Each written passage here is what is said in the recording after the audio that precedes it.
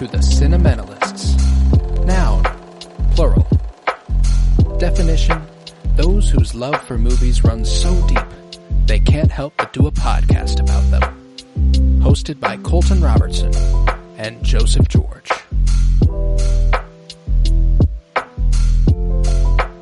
Hello everybody and welcome in to the Cinementalists, where we are topping off a month of romance movies with Moonstruck. It premiered in New York on December 1st, 1987, written for the screen by John Patrick Shanley and directed by Norman Jewison. I'm Colton Robertson. I'm joined by Joseph George. What's up, homie? Oh, what up, what up? Always a pleasure to be here. Oh, and it's always a pleasure to have you. Moonstruck is the last movie we're covering in this month of romance here in January. And funny, I logged this, of course, last night upon completing it, and I realized what compelled me so to list it as one of our January movies. I watched it for the first time on January 4th, 2023.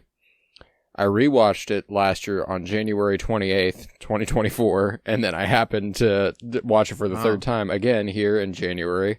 I was like, oh, no shit. This is a January-ass movie for me. I don't know what it is, but it's fitting. How'd it sit with you, first-time viewer?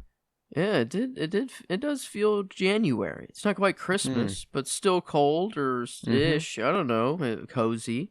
But yeah, even though there's kind of affairs going left and right, you know, it's not the traditional romance movie. We really.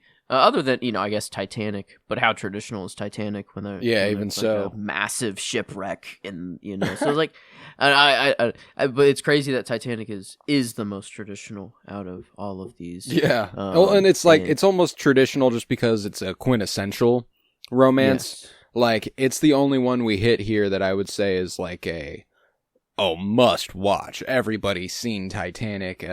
You know, and don't get me wrong, I think everybody should watch all these movies, but.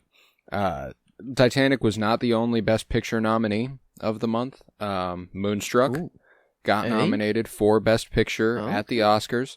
It got nominated for Best Supporting Actor. John Gardenia, the gentleman who plays Cosmo, got nominated for Best Supporting Actor. And then it won 3 Oscars, including Best Original Screenplay, Best Supporting Actress by Olympia Dukakis here as the mom. And then it won Best Lead Actress as performed by Cher. So got a good slate here. Good Oscar-worthy slate here. Yeah, Moonstruck, man. It's a special one. It's one that I return to pretty frequently, and it's funny that I've only watched it 3 times because Emily here would insist that I've shown it to her 500 times. She feels like she's seen it enough. I do turn it on a lot. To be fair. It's on a lot. I don't watch it to completion a lot. I love it, though. It's Cher. How do you not love it? It's Cher, and it's Nick Cage.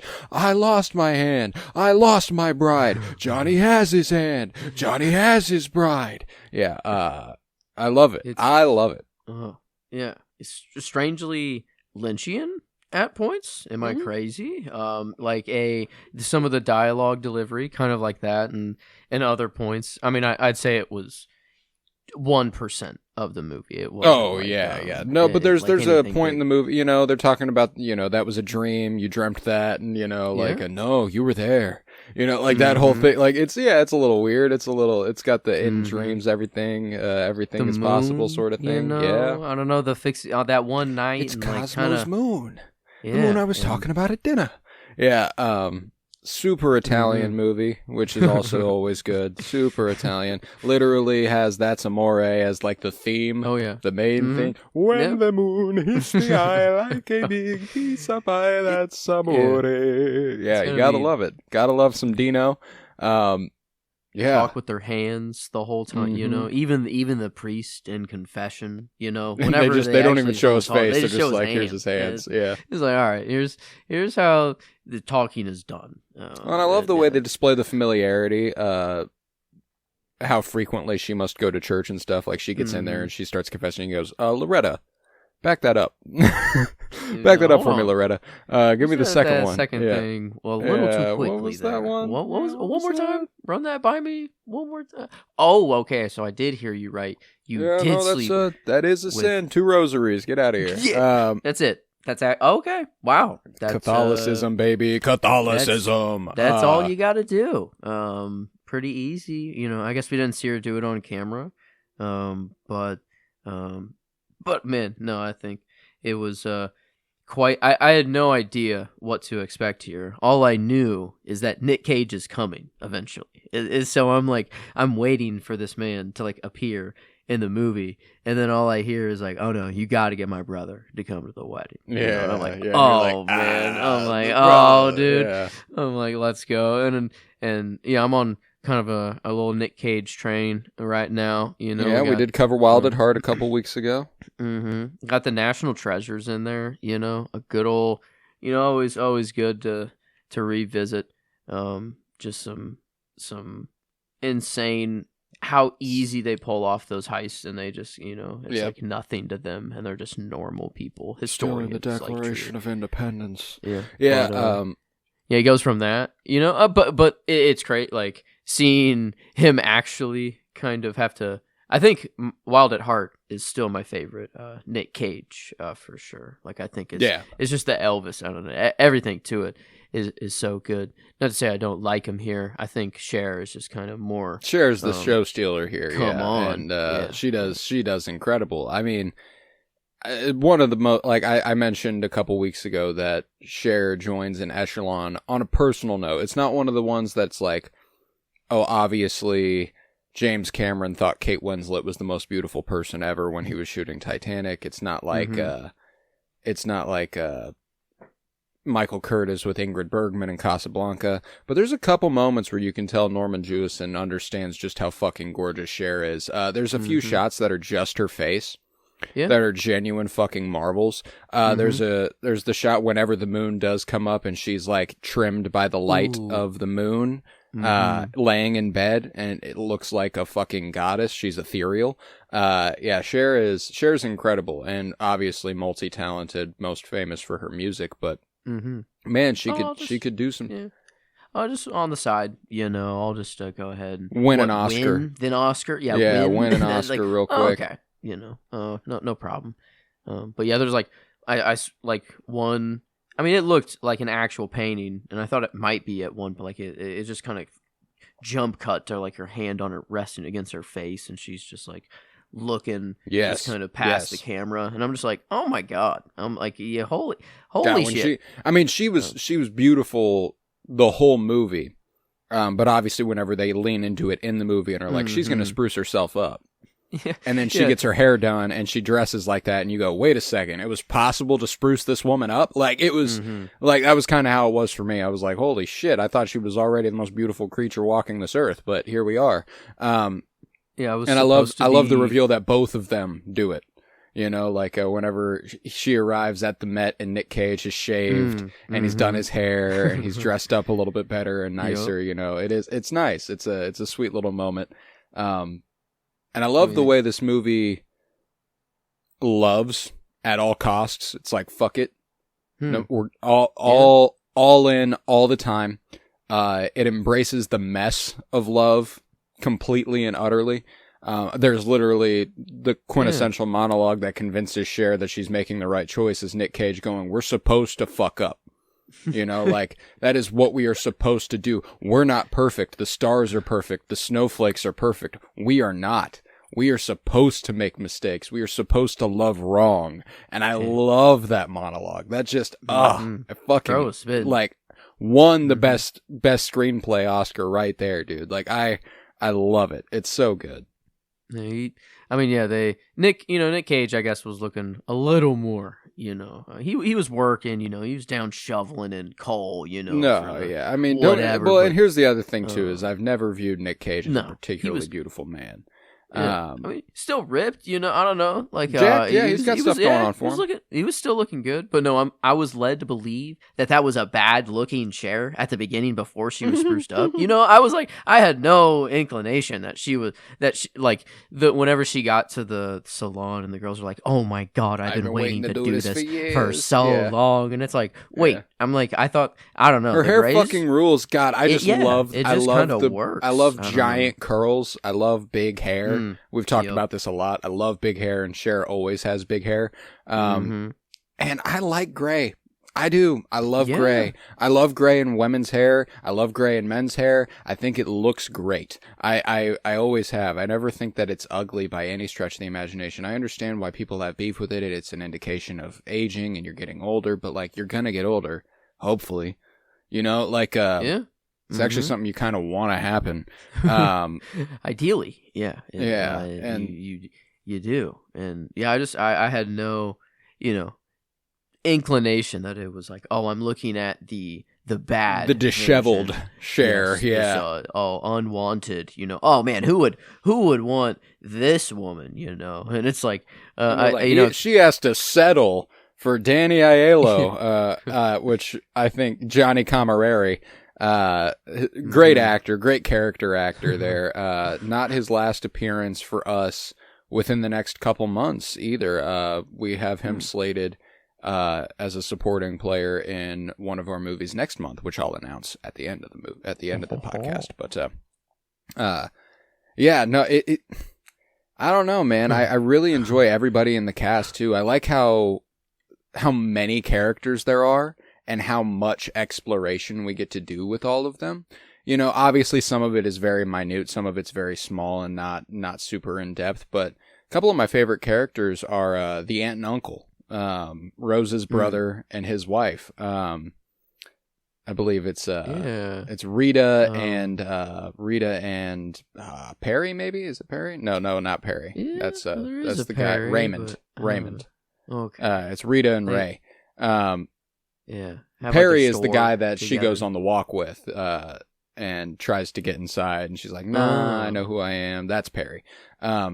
But Rita and Ray, man, I love their chemistry. I love the sequence when the moon's big, and you were a tiger last night, and it's like you were, isn't that the pleasure of being a man with a wife? We sleep together. They know this, He walks back. He's like, "Make me some mascarone." I love it. I do. Under that light, you look 25 years old. And see, that moment's just so fucking sweet. Yeah, it's so sweet, and he's so happy to hear it, and the prospect of aging with love is just so cool to me, and I love the and I love the multiple depictions of it here. Rose and Cosmo, their relationship obviously second fiddle to Cher and Nick Cage here, but every bit as important in the context of the movie. And I love Olympia Dukakis's performance of Rose. Just the kind of, I don't know, the self-respect, the air of self-respect she has, and the ability to kind of call Cosmo on his bullshit and read him like a book. She knows. She knows. Oh yeah, the whole time. Yeah. She had the repeating question, of why do men chase women? I think is that her that just kind of poked out there a couple times. I love, what a good question what a good read to get on someone. I feel like of how they answer it, and then I guess a pure biblical response, made the light bulb click for her. Really, I guess, at the end. That wasn't all that made it click. It was, why would they need multiple women? Yeah, and he goes, "Oh shit, I guess fear of death." And she's like, "That's it," He kind of stumbled into it because that's what she said earlier in the movie. Like she was looking for someone to affirm the thought she already had. She was like, "Is it because you're afraid to die?" Da, da, da, da. And then he says, and she goes, "Thank you. It's all I needed." Yeah, that's exactly what I thought. Cosmo, you're gonna die just like everybody else. Oh man, yeah, and just at the dinner table at the end, just right in front of everybody. I love how everyone's just there and everyone's just showing up. You think it's gonna be Johnny and it's not, and then everyone just God, it's so funny. The end is so fucking funny. Yeah, I'm confused. I fucking the old man. Oh yeah, this is he the father, or like is he the is next Cosmo's generation dad. Okay, he's Cosmo's dad. Yeah. So they all. I love that they all live together. I think that's one of the that's one of the best details, and kind of, I don't know how often this happens, and if it was a typical thing specifically in Italian American culture in New York, or because New York's different than everywhere else, especially when it comes to real estate. You get a piece of you get a place in New York, you want to hold on to that place in New York, probably. And the idea that this had been passed down generations and generations, like to each succeeding child, and the idea that Cher and Johnny are supposed to move in so that they can raise their family there, and so on and so forth. And that's why whenever the end of the movie comes around and Johnny's like, I want to talk in private, and she's like, no, I need my family around me right now. It hits because it's like, this is what her life is. If you're going to be a part of her life, this is what it is. And then she goes, and he's like, well, I can't fucking marry you. I can't do this. And she's like, fuck you. I love the way she turns it around on him, even though she was about to have the same conversation with him. And Ronnie being like, what are you doing? And she's like, no, he made a commitment. He's got to honor his commitment. Da, da, da, da. Like, it's just so fucking funny, dude. And I said last week that, like, it's not quite a rom-com. In the traditional sense, it doesn't follow the typical structure of a rom-com by any stretch of the imagination, but obviously it's still a romance movie, and it's also still a comedy movie. It's very, very funny, very often. But what I meant by that was that it doesn't follow they have the breakup at the beginning of the third act, and then they find their way back together. And no, in fact, like, they do it in a way that subverts the typical expectation, which is that they can't stay away from each other the whole movie. And then they never really have a falling out. They just embrace it fully. And that's the conclusion of the movie. And I love that choice as well. And there's this shot where, like, everything's coming together. It's when Cher's coming home in the morning and she walks around the corner and the snow is falling and she's like kicking a can on the street. I don't know. The New York skyline is in the background. Like, it's fucking gorgeous, dude. That's another thing that I think this movie has in spades, is just beautiful, beautiful visuals. Didn't get any respect at the Oscars for that, but I'd have to watch some other 87, 88 movies to be able to tell you for sure. But goddamn, that's a goodie.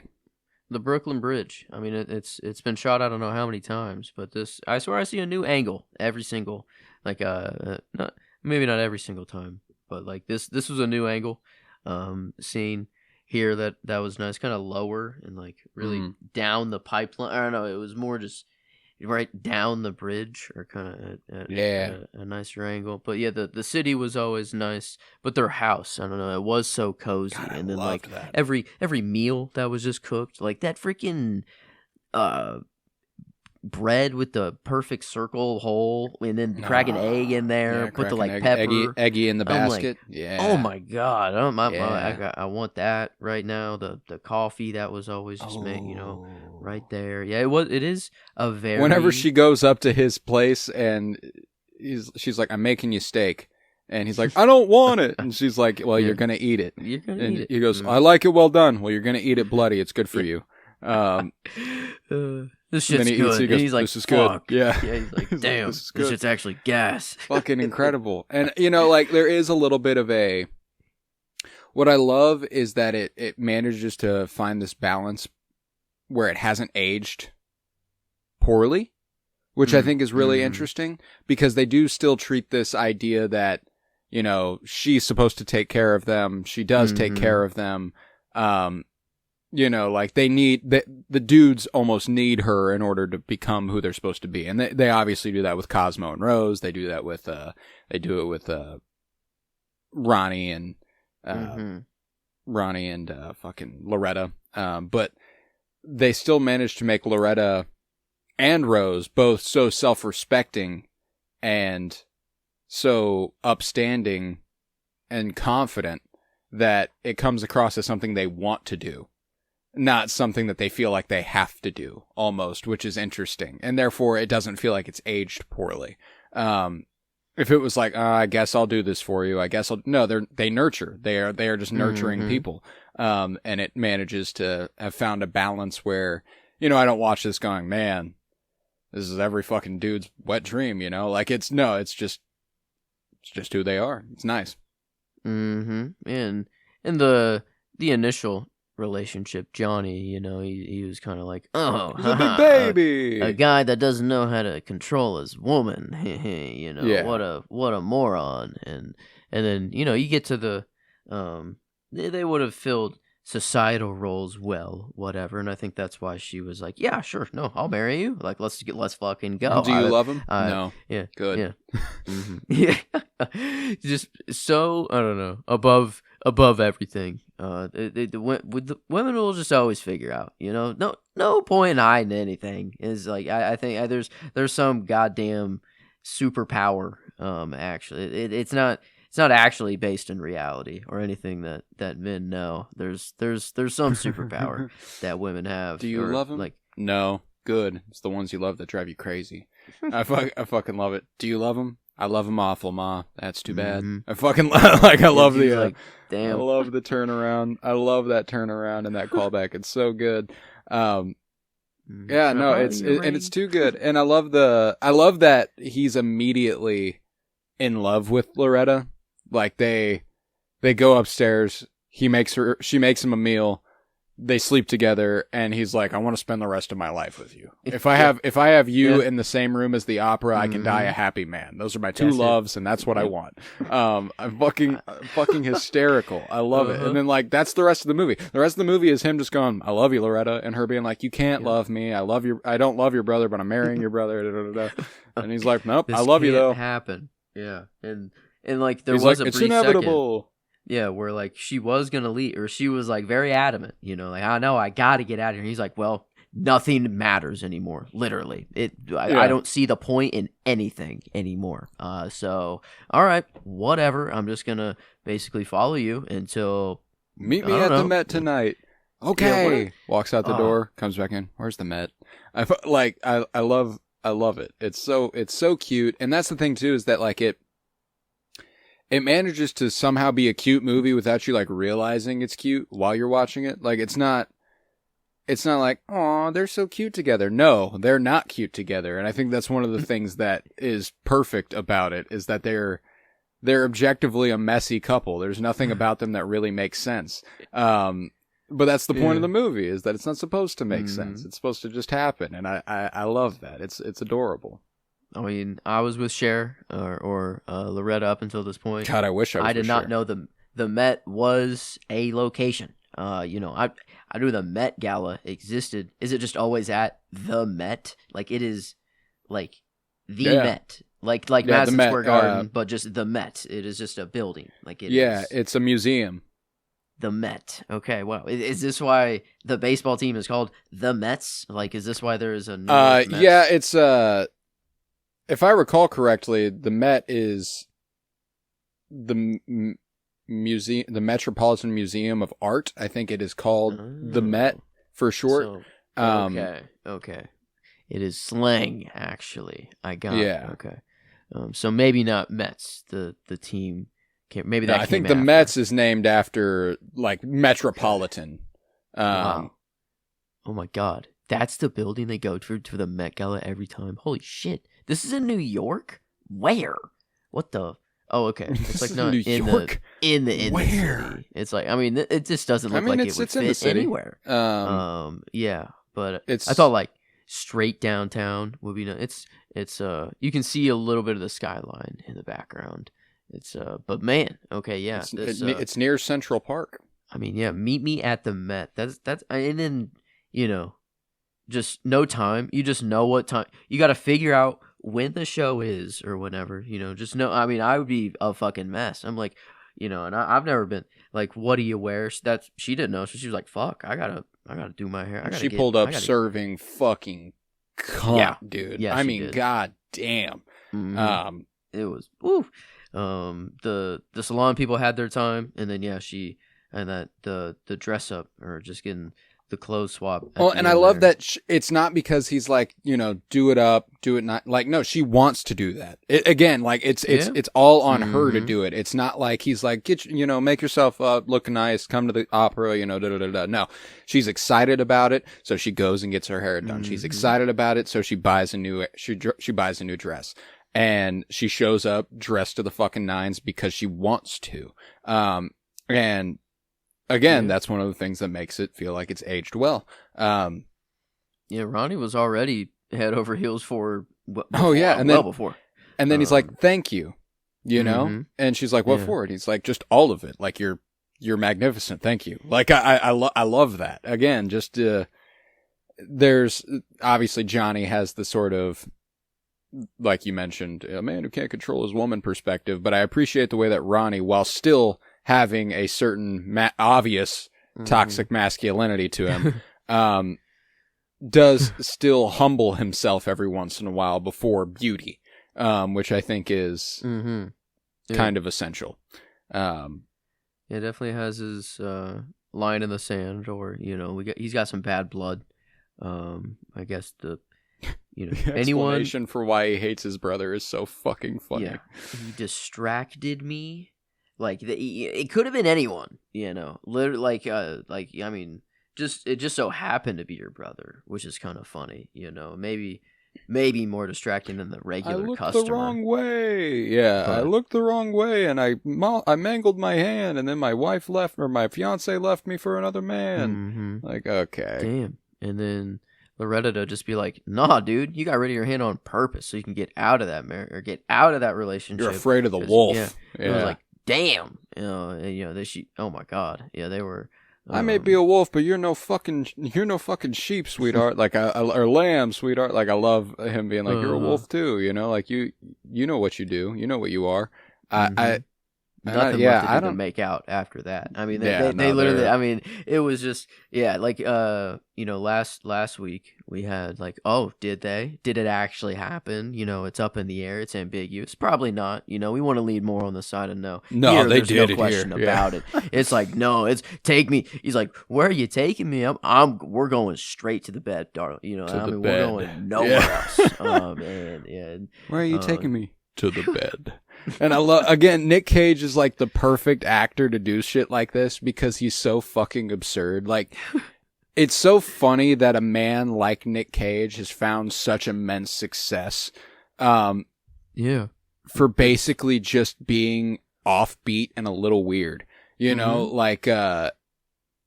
Wow. And he's made an entire career out of it. And he's also, he is a talented actor. There's this big debate for some reason about whether or not Nick Cage is a talented actor. I think it's kind of undoubtable that he is. He's seen, and it's not based on just his success, but it's the breadth of that success. He's willing to take such massive swings and do such bizarre shit that even in a role that doesn't have to be weird, like this one in Moonstruck, it manages to play so strange and so perfect. Like, every once in a while, he finds the perfect balance, and it works out like this, like Wild at Heart. Another good one from just a couple years ago, Pig. That's a great Nick Cage movie. Mandy from 2017. He's crazy in that shit, and he's good in it. He's got some great movies under his belt. Face Off in the late 90s with John Travolta, John Woo movie there. He's just got the range. He's not afraid to have some fun. He is completely unafraid. That is definitely his biggest strength as an actor, is that he is so unafraid of anything he's going to tackle that he... And if he's not unafraid, if he is afraid, you can't tell at all, which makes him incredibly courageous and brave as a performer. And I think that's admirable, and I think it automatically makes you talented. His monologues are like, it might be he's doing it up, or the movie doesn't make it seem as legitimate, or I don't know. It does have this air of comedy to it, but they're there is this, I don't know, when he's giving those monologues, it was like, damn, wait a minute, like we're getting he's real deep. He's really doing it. Yeah, out of nowhere. And yeah, so like they like both had their time. I think Cher had a lot more screen time, a lot more time to shine just throughout the whole movie. But I think it was nice to show just kind of both sides of the relationship so well. And like it was so I don't know, they both had their very individual sides. And then just they melded so well together. You just can tell that it was like, oh, she's so desperately looking for marriage. She always just says like, no, my luck needs to change, or it's bad luck. I need this to be good luck. Everything just needs to go right. And then when it finally just does go right, it's there's no plan that was needed in the first place. Right. So it just needed the first step. Why didn't you wait for the right man again? I'm right here. I fucking love. Love. I'm right here, too man. late. Like, I loved that shit, man. And then he gives his whole monologue, and she's completely flipped on her head. She's like, "Yep, gotta talk to Johnny because that's over." And then, oh man, I thought she was gonna like feel bad. Like whenever Johnny comes back, he's like, my mother miraculously is doing so much better. If I marry you, my mother will die. Yeah. So that's what I didn't expect him to come back with that line of logic. I thought it was like, because we have to get married. Yeah. She's so happy, So like with the marriage is gonna save my mother, but then he's like, no, you're bad luck. If we get married, my mom is next out. That's why. And it's so funny too, because even Ronnie, who wants him to not get married to Loretta, is like, dude, you're 42 and you're still letting her dictate your life? Like, you're a son who doesn't love his mother. Like, I fucking, again, just so fucking funny. And I don't know why it's funny, but it's hilarious. I think it's just situational. Like, he walks into that kitchen, breakfast, and his estranged brother, who he hasn't talked to in 5 years, is sitting in the kitchen. Yep. With this family, and there's no thought in his head that occurs to him like, that's odd. He's just like, Ronnie, like, what a fucking dipstick. This dude is so dumb. And I love whenever he's like, Loretta, will you marry me? And he like hits his head on his wife. He's like, what? I don't know. Like, there's so much in this movie that is, I don't know. It's beautiful. It's funny. It's loving, and I don't know. It's just one of those things that it's firing on all cylinders for me, and I can't get enough of it. Another thing that's really funny about it is I don't have a ton to say about Moonstruck, and I realized it while I was watching it. I was like, I don't know how much I can really talk about this movie. It's very simple. I think it's very cozy, straightforward, and like I think that's like it is simple but very cozy. Like it feels kind of. Oh, what is it? Not A Christmas Story. What is the one with fucking George? Good old Georgie.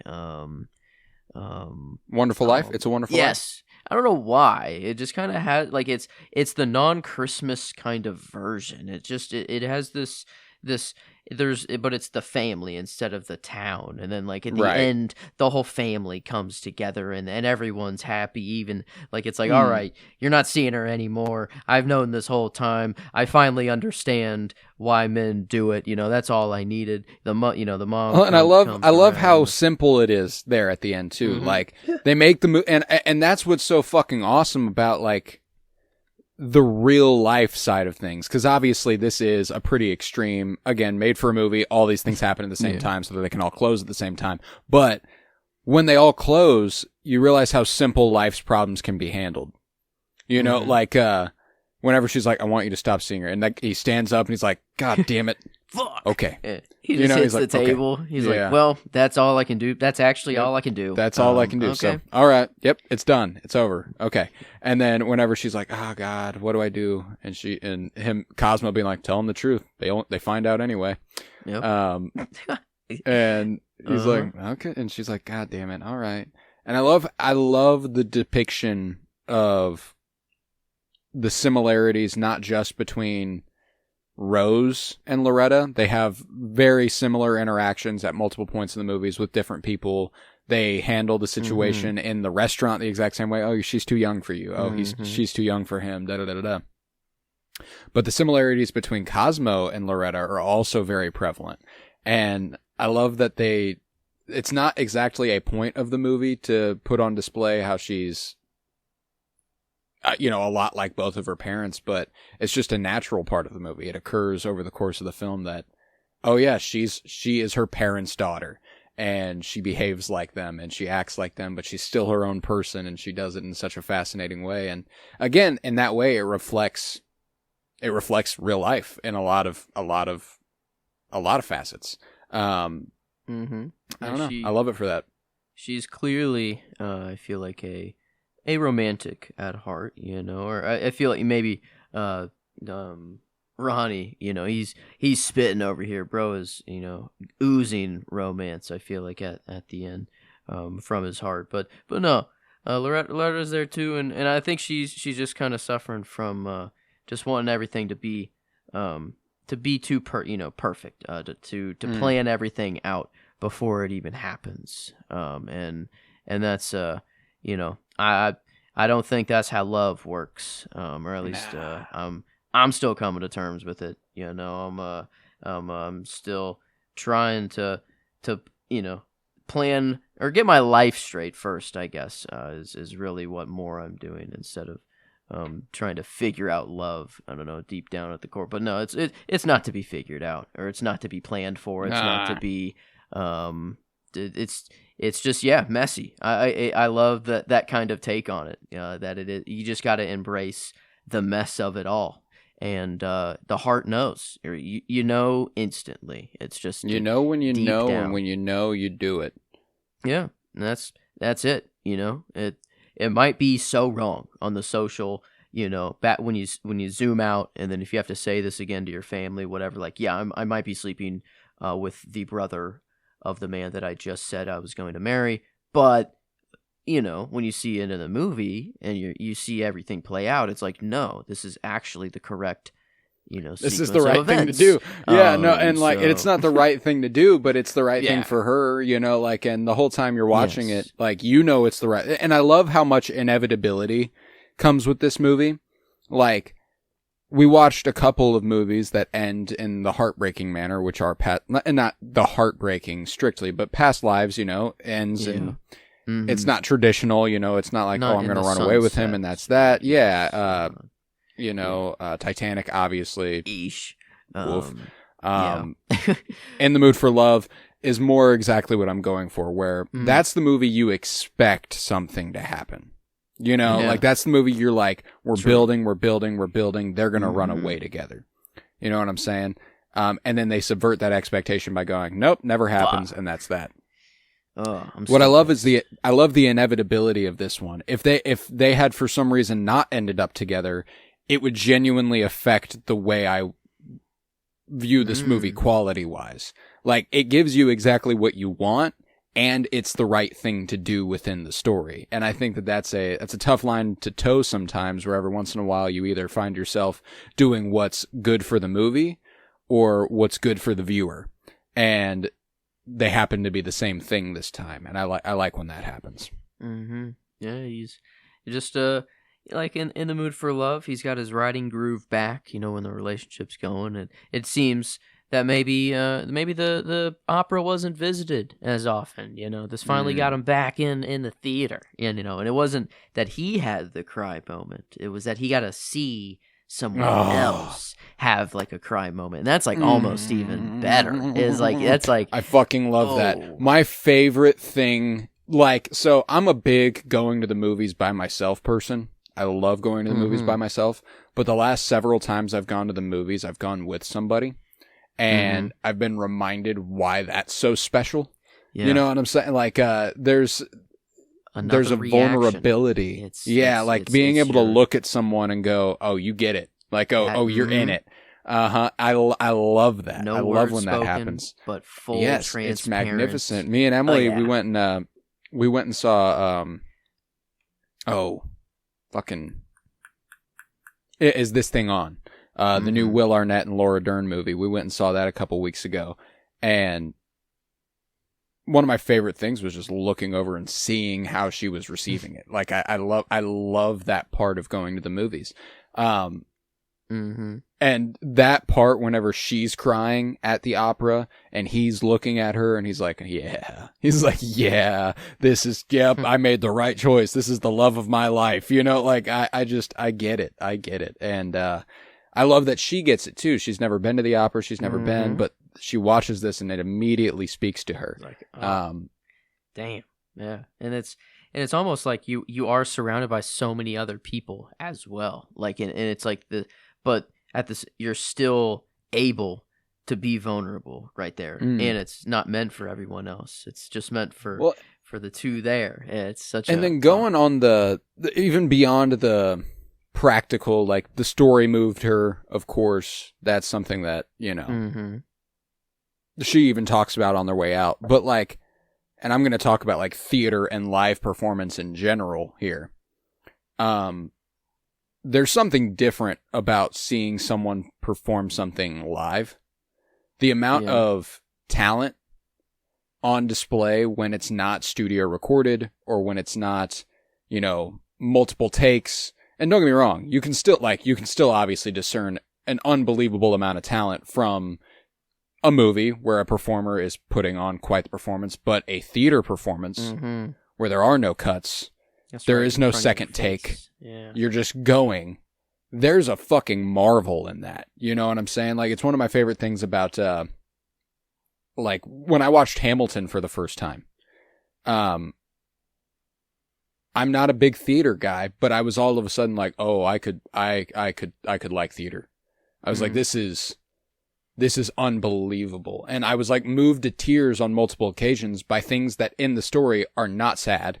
They're not reasons to cry. I'm just like, this person is so fucking talented. Like, I'm just like, this is unbelievable that I'm able to watch this. And I feel like I've never gotten opera because I've never been able to see opera.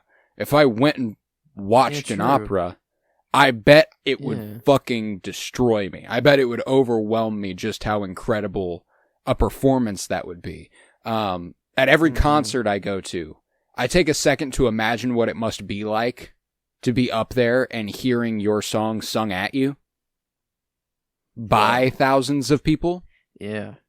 Like, that's got to be so special. I get moved to tears at almost every concert I go to for that reason. Because I'm like, you've worked probably your whole life for something like this, and here you are.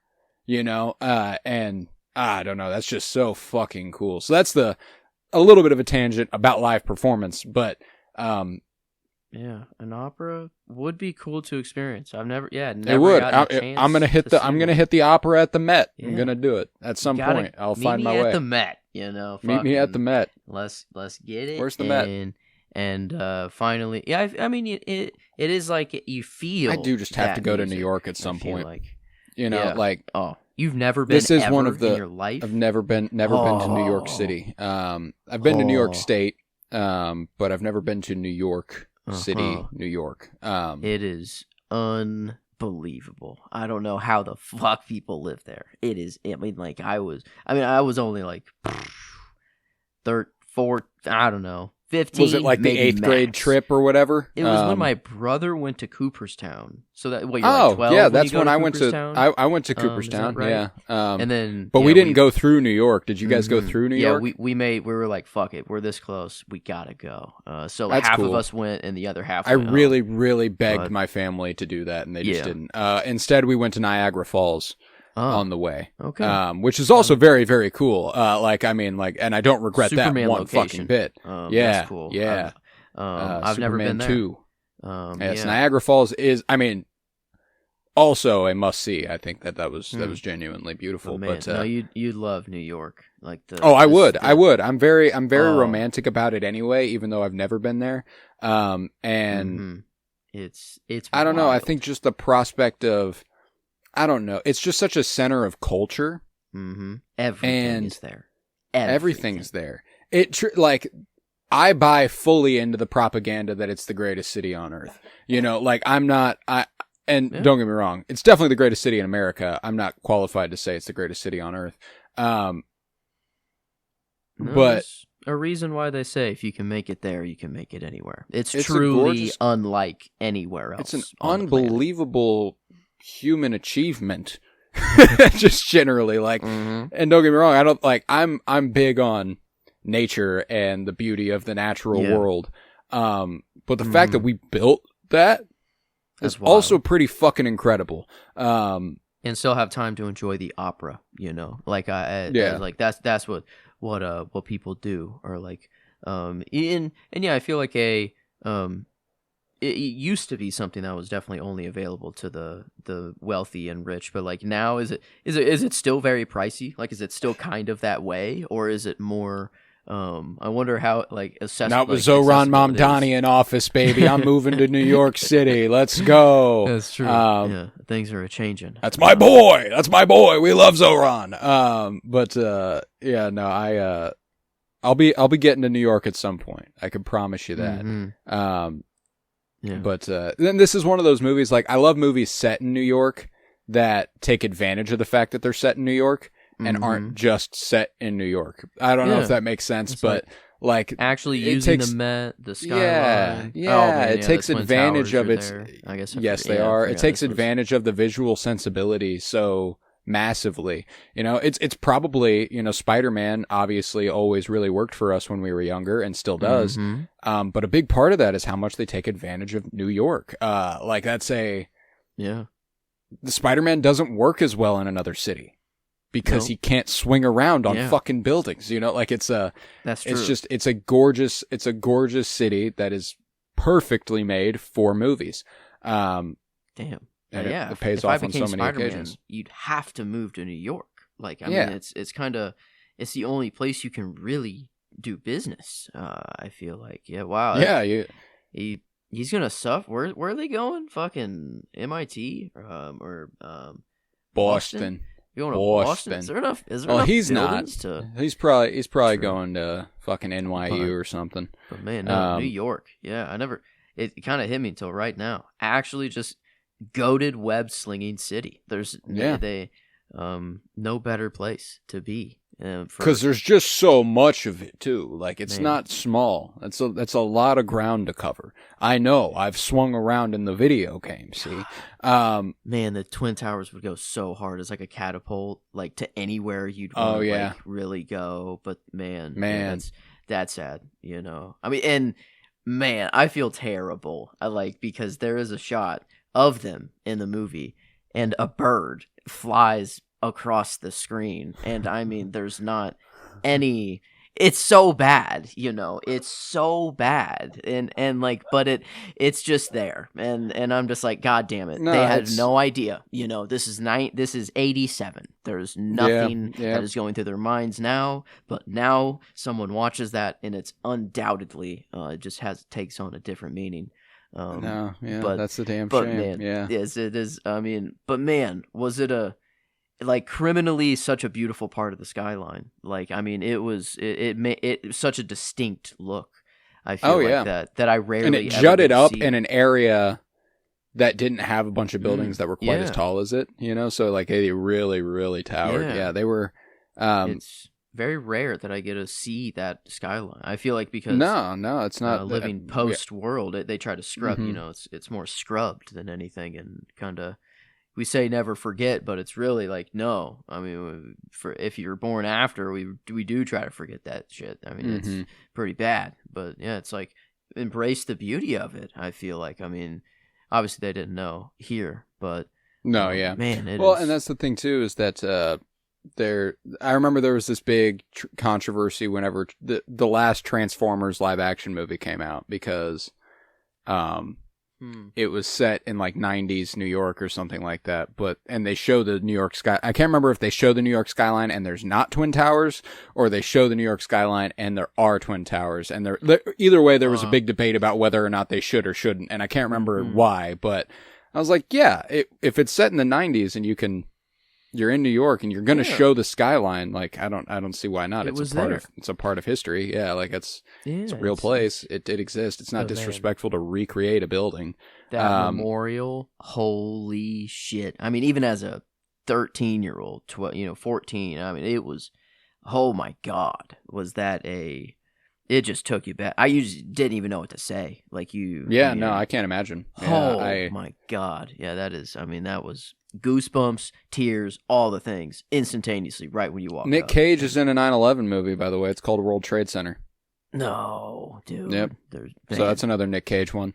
He plays a first responder, if I recall correctly. I watched that when I was younger.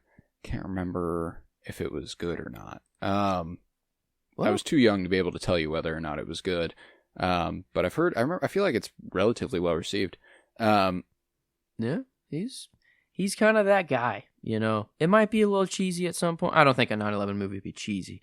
No. But I'm thinking. I was more thinking like movie. National Treasure. And like what I know him for there. But yeah, he. The range of this man is he the most rangeful actor that there is? He true like does as far as being willing to take on roles?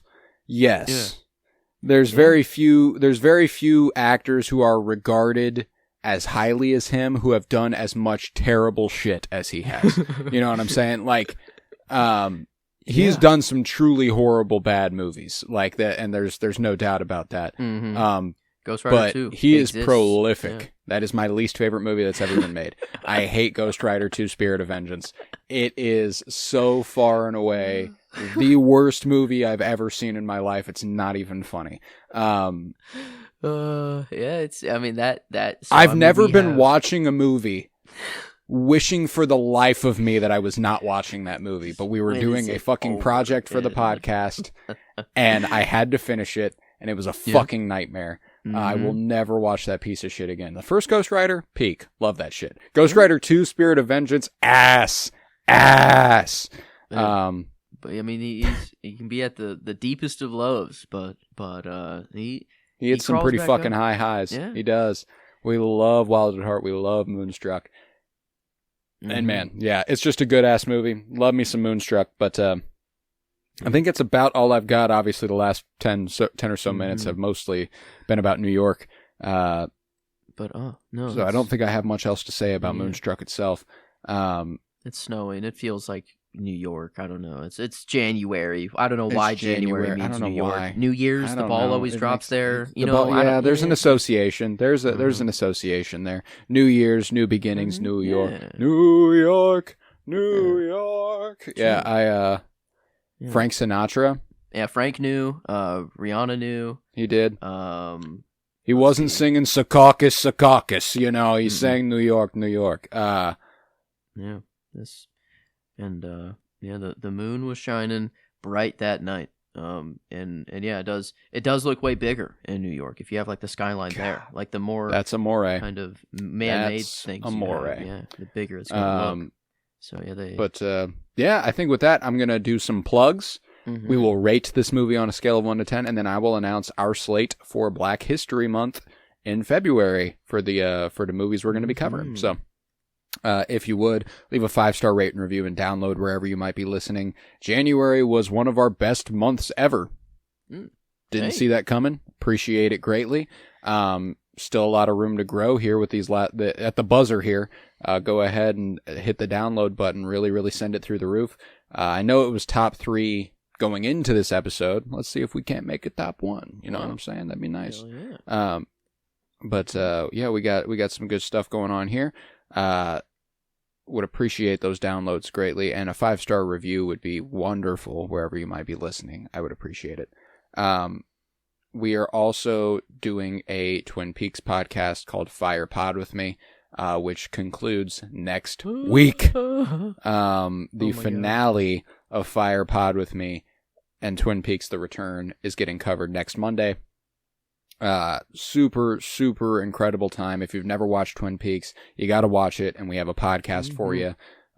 If you have seen it, go ahead and jump in. Joseph has never seen it, and he has now, but Joseph had never seen it, and we talked about it week by week for almost a year. Every episode, the movie, the missing pieces, we talked about all of it as he took it in for the first time, and it was incredible. So you got to check that out. We're going to be back with Geek With Me. Geek With Me is back. Our nerd shit podcast, A Night of the Seven Kingdoms is going on. The Maul Shadow Lord trailer just dropped. Lots of Star Wars news. Wonder Man just came out. We'll probably discuss a little bit of that. A lot of Geek With Me shit going on. You got to check it out. So those are the 3 shows: The Sentimentalists, Fire Pod with me, soon to conclude, and Geek with me. Let's rate this movie on a scale of 1 to 10. Where does Moonstruck land for you? Well, I think there's an interesting kind of conundrum I have, like with just going off the past ratings of the movies we've given it. And because of Nick Cage, I think I like his performance more in Wild at Heart, but I think I like this movie feels more cozy and more it felt good. Easily rewatchable Moonstruck.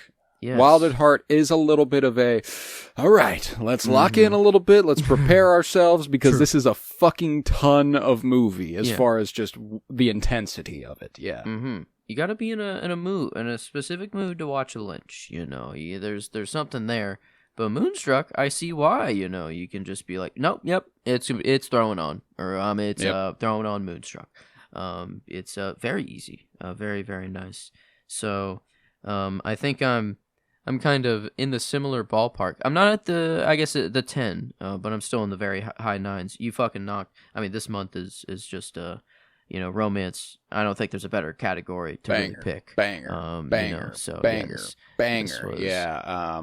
I wanted to spotlight my favorite genre, and I feel like we've done a very good job here. Yeah. Yes. And so I mean, do I give it the edge over Wild at Heart? I don't know. I think I do give In the Mood for Love the edge. Surprisingly, I do think. It surprised me a whole lot more. And it being foreign, and me attaching to it so much at the same time, I think is really surprising. That I truly wonder if I was native to that movie, how much I would love it versus me. But no, I mean, I'm right behind there. I think the 9.5 is kind of where I'll go, kind of tying it with Wild at Heart. I like that. I'll split the difference. I'll go 9.75. I'll give it the edge over Wild at Heart. I'll give it the slight underticking of In the Mood for Love. Split the difference and put it at 96% or 97. I like on the good old Cinementialometer. We love those. Moonstruck, one of my favorites. Yeah, damn fine month. We love those. Yeah, and we've got another really great month to look forward to. So obviously Black History Month being celebrated in February. We are going to be spotlighting black filmmakers, of course. And the slate that we've got set up, we're going to hit some classics as far as directors and titles are concerned. And I'm going to try to throw out a kind of a new one. And we're going to start the month with an underrated one that I've never heard anybody really talk about, but I've watched before and I really love. It's called Dry Long So. Dry Long So. It's one word. Yes. It's one word, Dry Long So. 98. It's directed by Colleen Smith. Incredible movie. It's like an hour and 20 minutes. Incredible debut, small indie film. Kind of this year's Alma's Rainbow. Last year we did. I was just going to say it. Last year we did Alma's Rainbow. That was kind of our small indie film that we picked. This year we're going to do Dry Long So.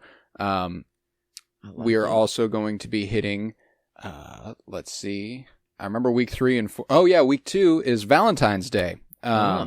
Yes. Valentine's Day. So we are going to be returning to romance very quickly after putting these down. But I wanted to hit something a little bit more interesting here, different than If Beale Street Could Talk, which is what we hit last year on Valentine's Day. That one has a certain intensity to it that we loved. I think we still gave that 10s across the boards. Yeah. It was an incredible movie. But this year I wanted something a little lighter, and I don't know how much lighter it is because I've never seen it. But we're going with John Singleton's Poetic Justice, starring Janet Jackson and Tupac Shakur. Okay. Be finally not. I always knew it as the Kendrick song and not the movie. So I didn't know he was even referencing anything. Got the namesake. Yes. Sound like Poetic Justice. Poetic Justice. If a flower bloomed in a dark room, would you trust it? Yeah, great song. But I'm hoping it's an even better movie, and I guess we'll find out. John Singleton was also the director of Boys in the Hood, which we covered in our 52-year journey through film. And I believe Poetic Justice was his follow-up. So we've got Dry Longzo, we've got Poetic Justice. The week after that, we're hitting a Spike Lee classic with Do the Right Thing. Do the Right Thing. It's a incredible movie. That's the one that will see the return of Danny Aiello, the Johnny Camerari in this movie. He is also in Do the Right Thing. John Turturro, yes. Spike Lee is one of the main leads. I believe Rosie Perez is in Do the Right Thing as well. We love Rosie Perez. I saw one other. Who did I see before I clicked the link? Yeah, Esposito, Giancarlo. Giancarlo Esposito playing Bugging Out. Yeah. Lower. Oh no, he's up there. Yeah, Bugging Out. Yeah, I guess. Wow. Okay, it's gonna be nice. I don't have many Spike Lee under the belt. That's very, very good. Ooh, Spike Lee, incredible filmmaker. Rosie Perez. Okay, cool. I wasn't tripping. She is in the movie. Yeah, so that'll be week 3, and then we'll top the month off with a newer one of the newest ones on the list. Best Picture nominee from a year ago, Nickel Boys by Ramel Ross. I'm very, very excited to hit that one. I loved the book. It was my favorite. It was my favorite of the Best Picture nominees last year. I think it should have won. It was never going to. I think it should have. But yeah, incredible movie. I cannot wait to discuss it. So that's our slate. We got Dry Longso, Poetic Justice, Do the Right Thing, and Nickel Boys. And that will be the month of February here on The Cinementalists. So keep coming back. We would love to have you. I was Colton Robertson. I was joined by Joseph George. Thank you very much, homie. Oh, thank you for having me. It's always a pleasure to be here, homie. Oh, and it's always a pleasure to have you. And remember, fuck ICE. Fuck 'em.